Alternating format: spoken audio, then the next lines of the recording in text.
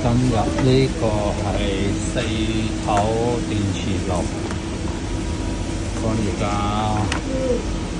拆嚟睇睇咩情況。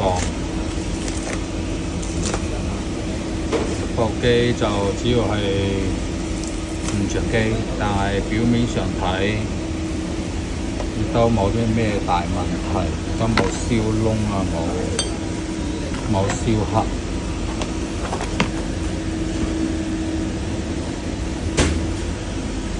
佢裏邊就係咁樣，講我哋而家拆開出嚟睇下，係咩回事先？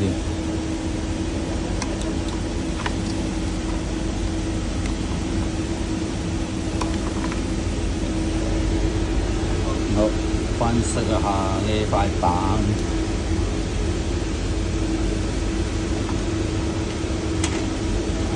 佢嘅電由呢度入嚟，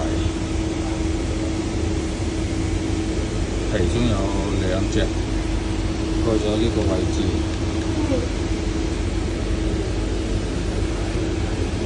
好啦，我要先整埋啲嘢先，整好咗之後再試試。維修電磁爐，維修商用電磁爐，再問電器維修。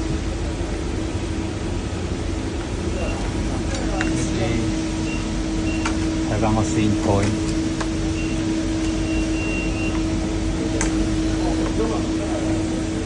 線盤除咗啲油之外都冇咩大問題，就係只有啲油比較多啲。